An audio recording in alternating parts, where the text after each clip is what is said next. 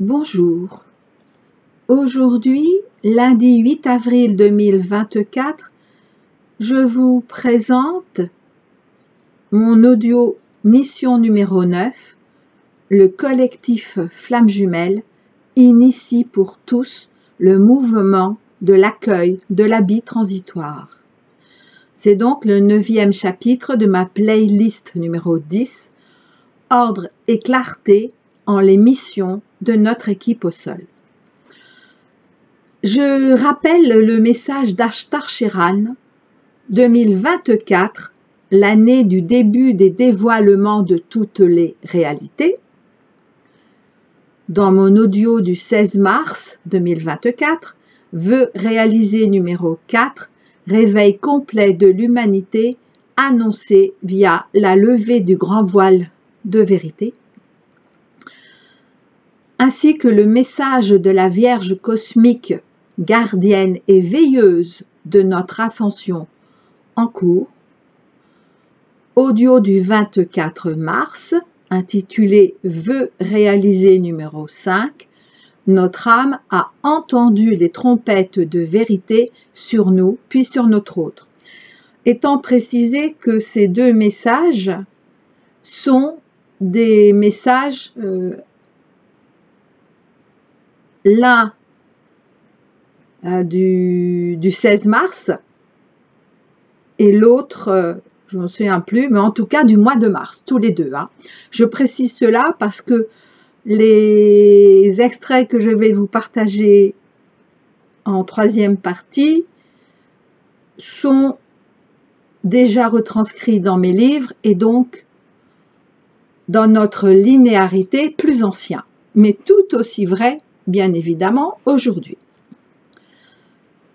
Et je rappelle enfin mon dernier audio hors série du 1er avril 2024, Pâques 2024, l'ultime mort pour notre ultime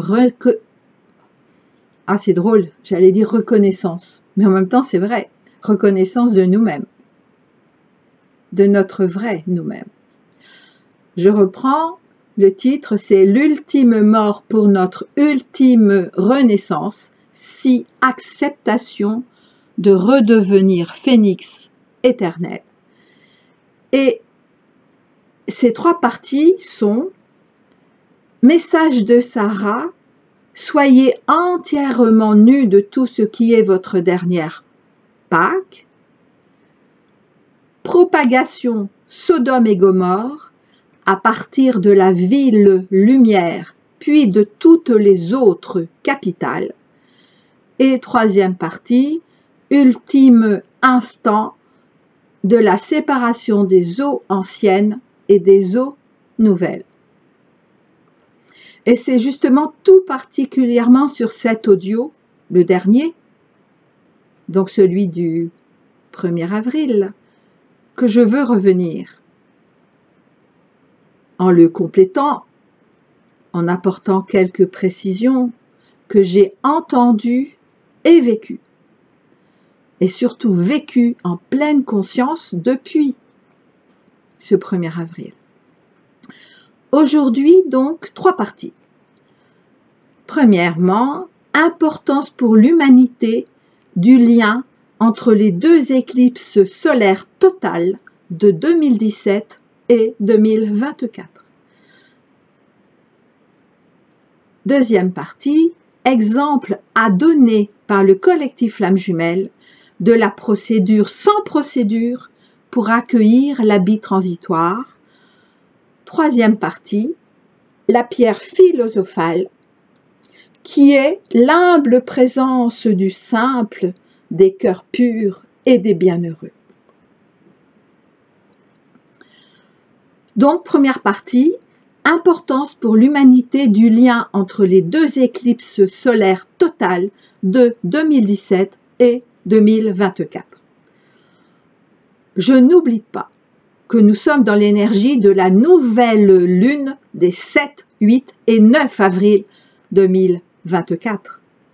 Je n'oublie pas, encore moins, tout le monde en parle, ce serait difficile, Je n'oublie pas donc cette éclipse solaire totale aux Amériques. Mais je ne vais pas redire ce que quelques personnes ont su parfaitement retransmettre. J'attire votre attention sur le lien entre l'éclipse solaire totale du 21 août 2017 et celle d'aujourd'hui, toutes deux se passant en Amérique du Nord. C'est donc une autre synchronicité, pour ne pas dire une autre synchronisation en la musique des sphères, une autre synchronisation donc du Soleil, de la Lune et de la Terre entre 2017 et 2024, 7 ans, une autre mise à nu, donc le chiffre 7, une autre mise à nu de la réalité du ciel visible que j'ajoute aujourd'hui aux corrélations entre 2017 et 2024, ainsi que j'en ai témoigné dans la 3e partie de l'audio de ce 1er avril via mon texte. L'aube de 2017 nous renvoie au dernier temps de 2012. Mais je ne vais pas tout redire.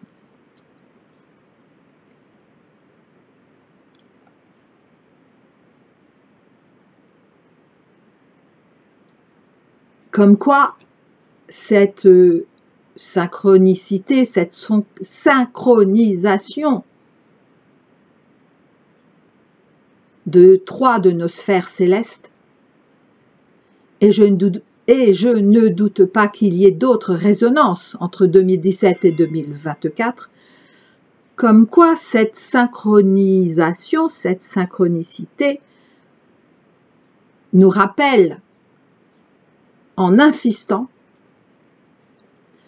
nous rappelle l'importance cruciale des événements cosmiques, même si nous ne comprenons pas tout, même si au contraire nos anciens, eux, avaient déjà tout compris, sans avoir aucunement besoin de tous nos soi-disant scientifiques d'aujourd'hui. Les éclipses ont toujours été des signaux d'alarme et ont toujours fait peur dans les temps passés.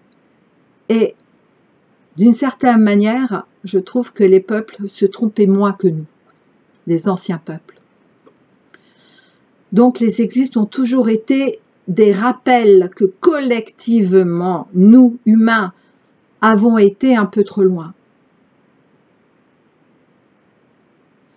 Et qu'individuellement, nous avons su, ou non, rester alignés au divin. Et aujourd'hui, en 2024, cette éclipse nous sonne les cloches, nous sonne les cloches, comme quoi nous sommes allés désormais beaucoup trop loin. Et donc ce signal d'alarme fut le cas pour l'Amérique en 2017. Première éclipse totale de soleil à passer aux États-Unis depuis l'an 2000, donc depuis ce siècle, ce 21e siècle, et qui a été appelée parfois la grande éclipse américaine. Et j'entends sonne le glas. Waouh! Et sauf erreur de ma part, c'est aujourd'hui, 8 avril 2024, la deuxième grande éclipse américaine. Quoi qu'il en soit, au cas où je me tromperais, elle serait la dernière à traverser l'Amérique du Nord, et ce, jusqu'au 30 mars 2033. Alors je dis elle serait, car les êtres de lumière m'ont dit que d'ici là, bien des choses auraient changé. Également du côté du règne astral, le règne des sphères célestes. Aujourd'hui, c'est donc le dernier coup de semonce. Aujourd'hui, 8 avril. le dernier coup de semonce en ce continent. Depuis ce continent, à partir de ce continent. Parce que continent si remarqué, tant dans les exactions de ses dirigeants, et là je parle de ce qui est appelé les États-Unis. Je ne parle pas à l'époque où les Européens n'avaient pas envahi ce continent. Non, je parle bien d'aujourd'hui, de notre époque. C'est donc le dernier coup de semonce en ce continent tel qu'il est aujourd'hui, si remarqué tant dans les exactions de ses dirigeants que dans les réveils de son peuple. Certes, parfois réveil tardif, mais réveil tout de même. Et je fais allusion par exemple au dernier, au pluriel, scandale sous Nixon. Mais c'est juste un exemple. Et là,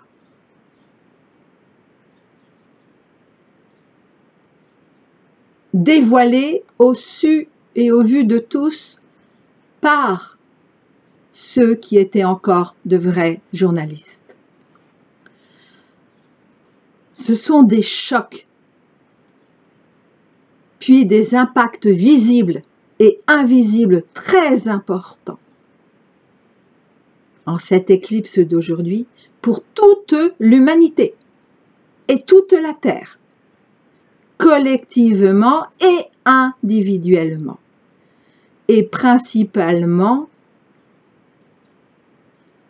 ces chocs puis ces impacts en tous les Sodomes et Gomorrhes de chaque pays, sachant qu'actuellement, il n'est plus un seul endroit sur Terre qui ne soit pas touché par ces énergies d'involution et de perversion.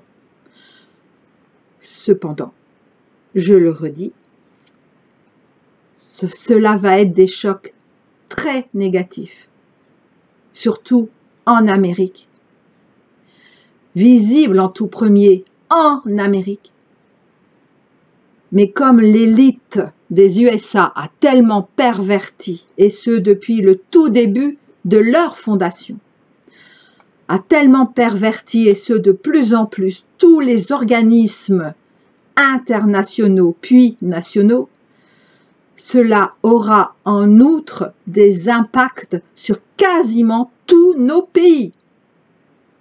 Les chocs auront lieu ce jour, à partir de ce jour, les impacts dans les jours et surtout semaines à venir jusque dans les 6 mois prochains, jusque dans les 6 mois suivants. Enfin non, dans les 6 mois, jusque dans les 6 mois à venir, voilà. Et ce d'autant plus que nous sommes entrés dans le grand dévoilement de toutes nos vérités.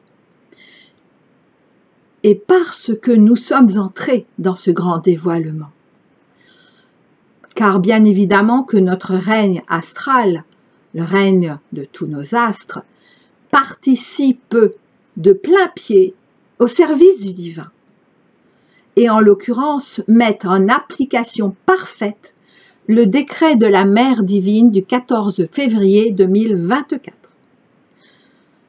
Tous les êtres, tous les règnes ont entendu la décision de la Mère et s'en sont réjouis.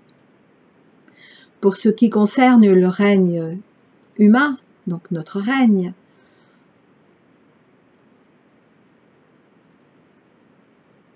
nos opposants ne vont pas s'en réjouir au niveau de leurs égos, au niveau de leur personnalité. En revanche, au niveau de leurs âmes, elles également se sont réjouies et se réjouissent de ces révélations. Cette éclipse solaire tombe également non seulement un lundi, jour de la lune. Mais en outre pile 7 jours après ce si important 1er avril, donc également un lundi, puisque lundi de Pâques. Encore un 7. Et ce n'est qu'un exemple de plus des synchronicités célestes. Deuxième partie. Exemple donné par le collectif Flammes Jumelles de la procédure sans procédure pour accueillir l'habit transitoire. Au-delà de tous ces symboles et synchronicités, dont je viens pourtant de vous donner un tout petit éclairage, et ce qu'il s'avère véridique ou non, n'oublions pas que pour ceux appelés les simples, tout cela n'a aucune importance. Ils sont naturellement dans la foi et ils ne le savent pas. Ils ne se posent même pas cette question. Cela ne les empêche pas, au contraire, de savoir exactement là où ils doivent poser chacun de leurs pas à chaque instant. Ils sont ceux qui possèdent la joie intérieure, incapables d'être affectés par les circonstances qui les entourent. Eux n'ont aucunement besoin, par exemple, de la prière de protection vis-à-vis des énergies négatives que je vous ai retransmises. Alors, ai-je entendu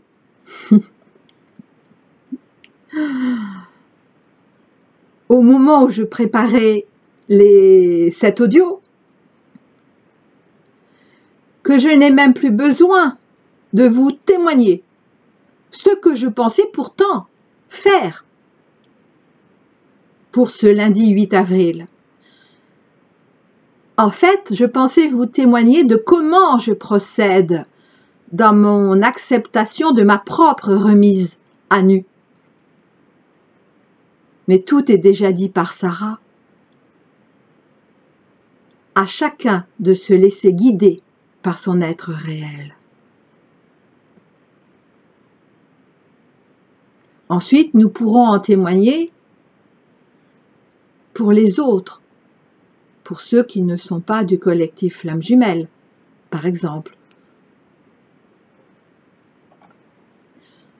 Et donc, tout était déjà dit par Sarah, et notamment que lorsque Joshua Jésus en Christ a ascensionné, c'est bien parce qu'il s'était déjà dévêtu de toutes ses croyances, de toutes ses peurs, de toutes ses attentes, de tous ses doutes, de toutes ses quêtes, de tout ce qui fait qu'il n'aurait pu être lui. Donc de tout ce qui nous empêche aujourd'hui d'être vraiment nous-mêmes. Et je rappelle en outre que les êtres de lumière nous ont invités à nous libérer. Et ce, en étant nus de tous nos refus de la dualité, nus de toutes nos expériences, de tous nos vouloirs, de tous nos masques, et donc, de nouveau, nus de tout ce que nous ne sommes pas et que nous avons cru être. Mais cette libération, cette mise à nu, signifie en tout premier nous détacher. Cela ne veuille pas dire déjà tout quitter, mais bien nous détacher de ce que nous aurons à quitter juste avant les 3 jours de nuit. Oui, c'est-à-dire l'important n'est pas de déjà tout quitter. Maintenant, si nous souhaitons quitter telle relation, tel travail, je sais pas, telle maison, tel meuble, telle voiture, pour se retrouver le plus possible juste avec nous-mêmes, vivre d'amour et d'eau fraîche, pourquoi pas, ceux qui s'en sentent capables. Mais c'est pas ce qu'il nous est demandé, en tout cas pas. Depuis ce lundi de Pâques, 1er avril 2024.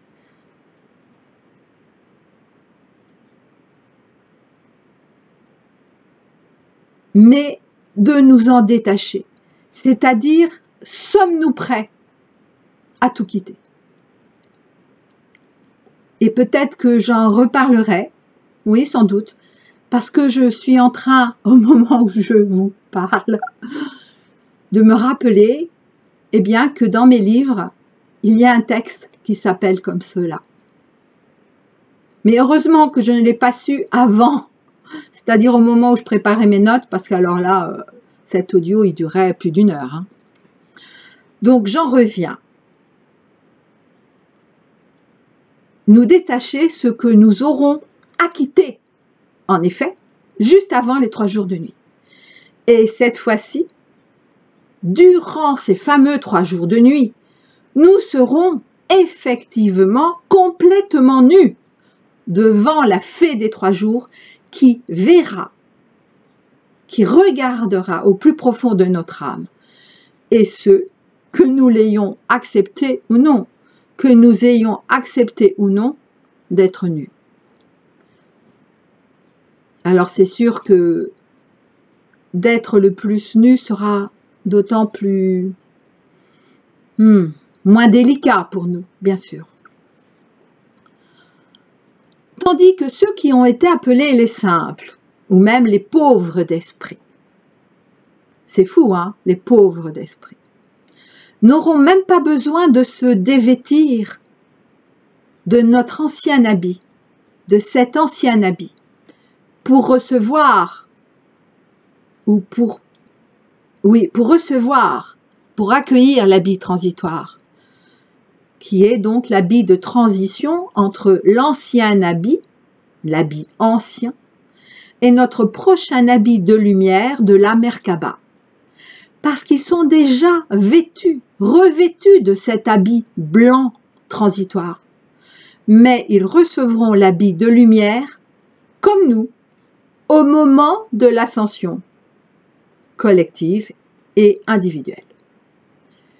Et j'ai compris tout cela parce que, justement, durant la prise de mes notes, pour cet audio d'aujourd'hui, j'ai été ramenée à la vérité des simples, et donc à certains messages qui m'avaient été transmis. Alors une dernière précision avant de vous en partager quelques passages. Accepter de nous dévêtir de notre ancien habit pour notre habit transitoire est loin d'être facile. Cela peut même être très ardu et nous placer, nous remettre dans une forme de dépression, comme un peu ce qu'a pu vivre Jésus durant les fameux 40 jours dans le désert. La différence est que pour nous, justement, Jésus nous avait déjà ouvert ce chemin, le chemin de ce choix en pleine conscience. Parce que, sommes-nous prêts à tout quitter? Waouh! Ah, c'est facile à dire, mais à répondre. Et nous ne pouvons pas tricher, car nous ne recevrons pas l'habit transitoire juste parce que nous le désirerions ou le demanderions, ou croirions l'accueillir. Non. En revanche, il faut être dans cette acceptation, évidemment. Et c'est au moment où nous serons prêts, c'est-à-dire quand nous aurons lâché un maximum de nos attentes, à tout niveau, matériel, psychologique, spirituel, que notre être réel nous revêtira de cet habit transitoire en présence de tous les êtres de lumière et principalement de l'Esprit Saint.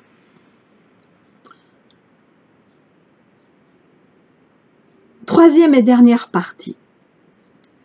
La pierre philosophale, l'humble présence du simple des cœurs purs et des bienheureux.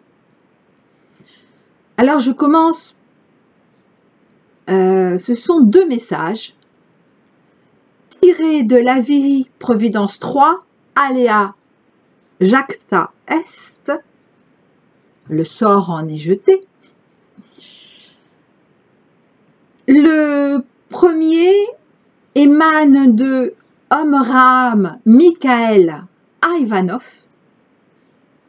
Il est en page 196 et son titre est « Riez de votre simplisme et vous serez simplicité ». Et c'est un message du 28 septembre 2009.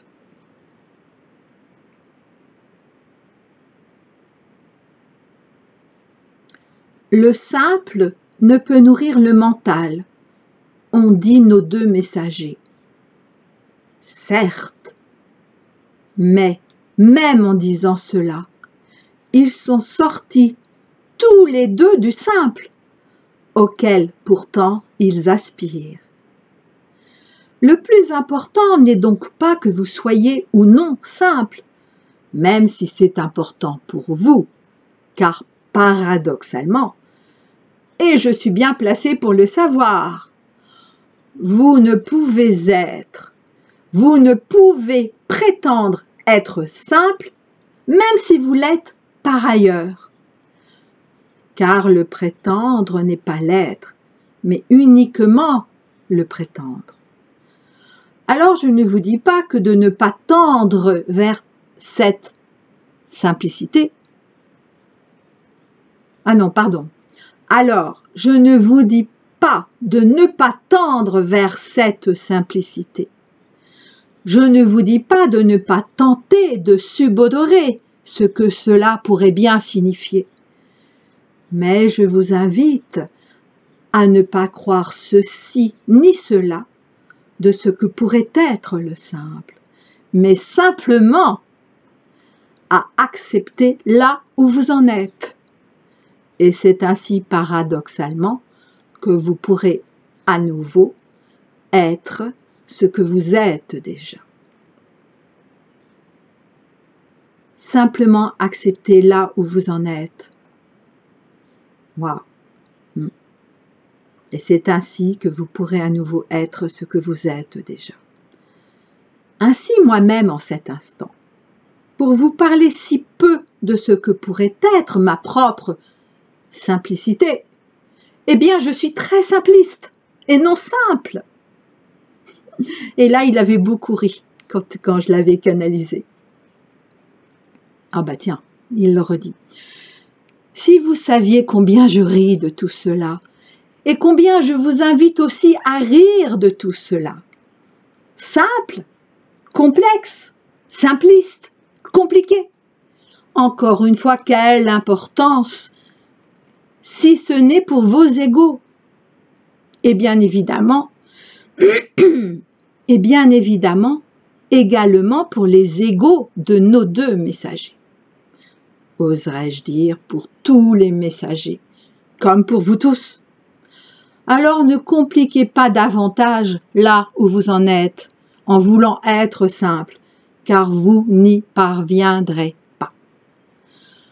Quand nous parlons de simple d'esprit, dans le sens premier du terme, comme ont su si bien vous le dire par exemple nos frères esséniens, et non dans le sens de simplet ou de simpliste, c'est bien de cela dont il s'agit. Mais nous ne pouvons vous l'expliquer vraiment, car cela est inexplicable, si ce n'est en versant justement soit dans le compliqué, soit dans le simplisme. Et ce n'est plus ce que vous souhaitez, rassurez-moi. Donc,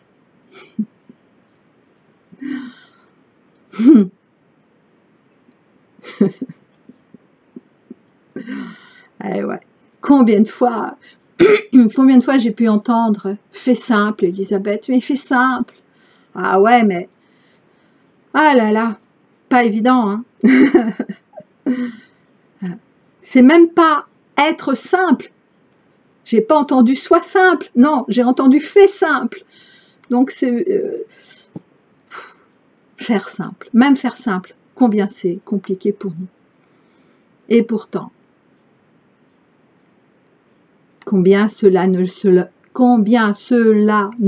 sera plus très bientôt. Waouh, nous disent actuellement, nous disent à l'instant, me disent à l'instant les êtres de lumière. Alors merci, merci. En attendant, alors ils répondent, en attendant, continue à faire ce que tu fais, du mieux possible. Alors oui, bien sûr, combien vous ont dit que le mieux est l'ennemi du bien? Ouais, parfois, pour l'ego, oui, mais pas pour votre cœur, pas pour votre esprit.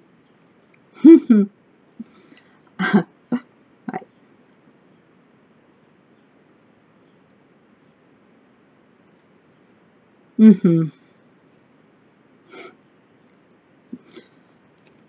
Ah, excusez-moi, là, je suis un peu avec eux, là, beaucoup. Ah là là, ils rient tous, là. Mais si vous saviez combien ils se réjouissent également de ce temps pour nous qui est enfin là. Waouh, combien ils s'en réjouissent pour nous. Mais vraiment, vraiment. Même si cela pourra encore nous apparaître vraiment délicat. Mais combien ils s'en réjouissent pour nous. Et combien nous nous en réjouirons tous très bientôt. Je passe donc à mon deuxième message. Ce que signifie la fin du channeling. Alors c'était un très long message, qui est en page 293. C'est un message du 15 janvier 2010 via L'Oriel. Donc c'est pas moi qui l'avais canalisé celui-là, enfin pas moi, c'est pas mon être réel qui l'avait canalisé, mais l'être réel de mon autre qui s'appelle donc L'Oriel, son être réel. Et ce message émane du collectif de toutes les fraternités et sororités. Et c'est juste un tout petit extrait. Non, deux, voilà. Ouais, je crois que c'est deux extraits.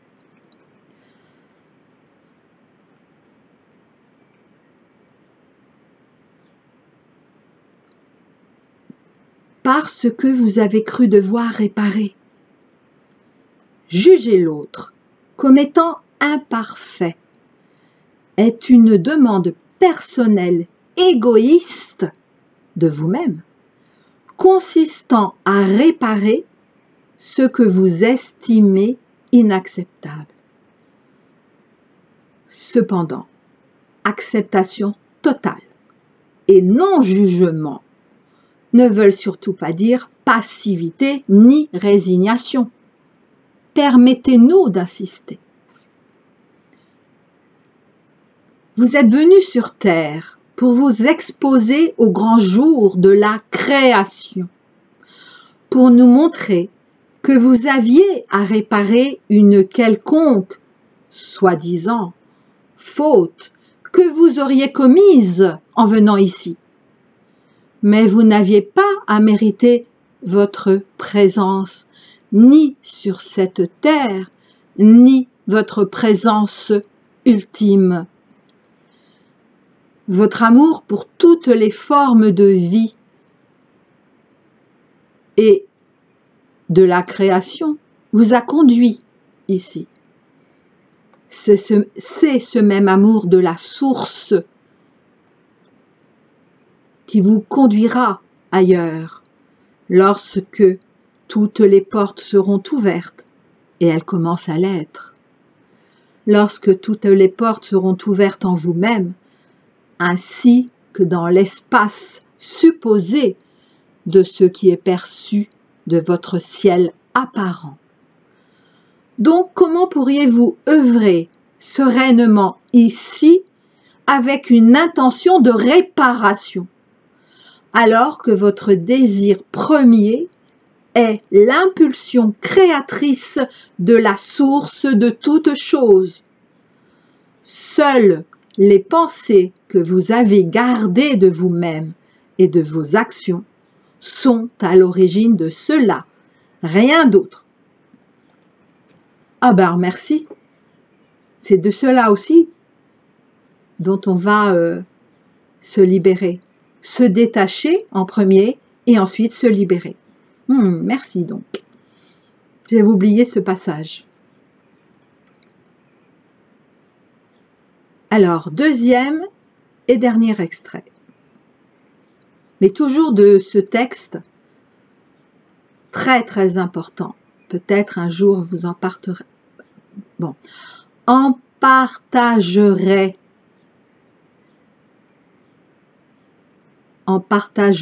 davantage ce que signifie la fin du channeling. Eh oui. Eh oui. Bon. Donc, deuxième et dernier extrait de ce texte, de ce message. Lorsque nous parlons de trame, plan et dimension, cette théorie peut vous aider à clarifier vos représentations mentales et peut-être à ouvrir votre compréhension interne. Mais vous savez, il n'est pas nécessaire de savoir tout cela pour être dans votre propre évolution. Pourtant, oui, nous portons jusqu'à vous ces quelques informations, uniquement à la connaissance de ceux qui en seraient intéressés, et non parce que vous croiriez en avoir besoin, mais bien que vous pourriez y trouver ce que vous cherchez sans chercher.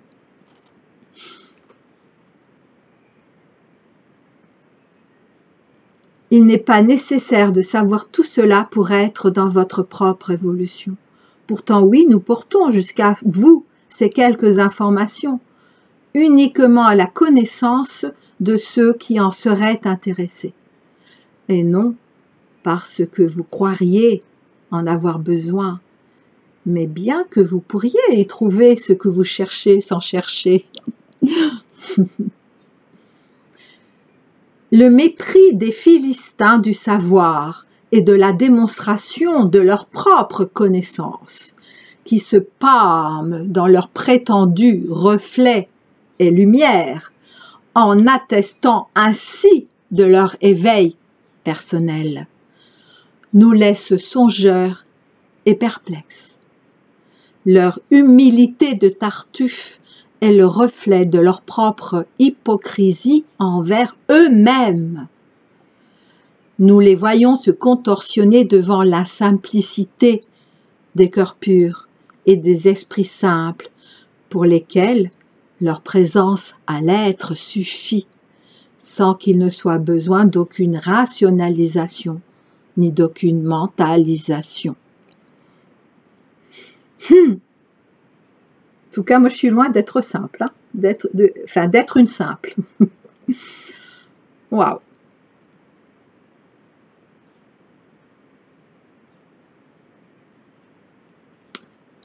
La pierre philosophale est la plus humble des pierres sur le chemin, celle la plus commune d'entre toutes. Ah, d'accord. Ah, j'entends quelque chose. Quand j'ai dit je suis loin d'être une simple, ce qui est vrai, c'est vrai, je fais pas du tout la modeste, hein. Moi je suis pas du tout modeste. En revanche, j'ai entendu, donc ce qui est vrai pour moi l'est aussi pour vous, parce que j'aurais pu l'entendre en dehors de cet audio. Alors oui, il faut peut-être que je me ressente pour savoir ce que j'ai entendu. Oui, alors oui, en effet, je ne suis pas une simple. Nous ne faisons pas encore partie des simples. En revanche, nous avons de plus en plus comme des moments où nous sommes simples, où nous sommes comme des simples, comme des petits-enfants. Oui. Et donc, en nous exprimant ainsi, en agissant ainsi, en étant ainsi, même si c'est ponctuel, eh bien, à ce moment-là, nous sommes dans le simple. Waouh! Eh bien, merci pour cette précision.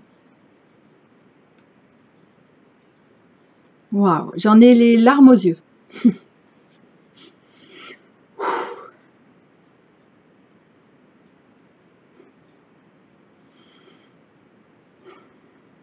Ah, si vous saviez depuis tellement longtemps que j'aspire à cela, depuis des vies et des vies.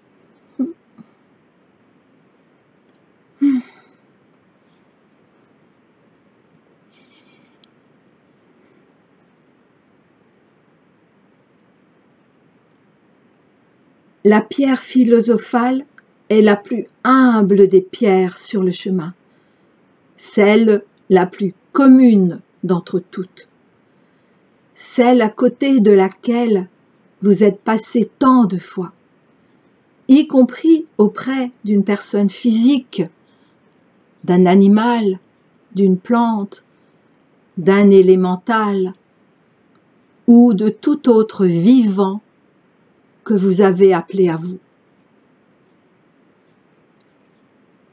Il se pourrait bien que ces faux prophètes de l'alchimie divine se heurtent aux aspérités des humbles, sur lesquels leur savoir et leur connaissance n'ont aucune prise.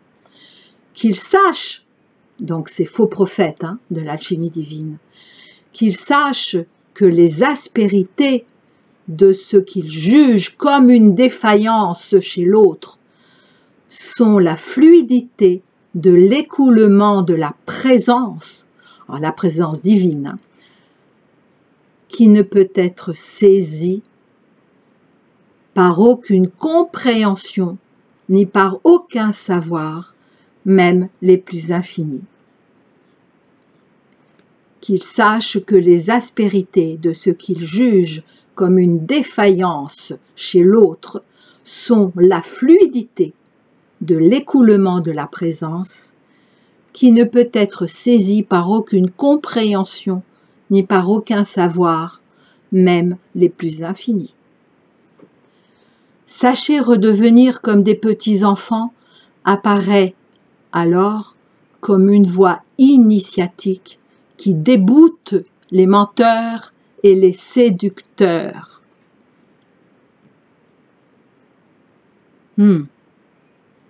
Voilà pourquoi les simples quand nous saurons redevenir de plus en plus comme des petits-enfants, nous aurons de moins en moins besoin des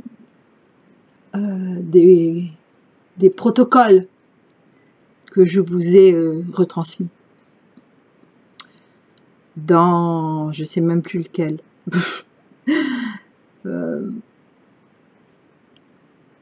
Dans quel audio? Est-ce que c'est un des deux que j'ai cité là, en début de... un des trois que j'ai cité? Alors,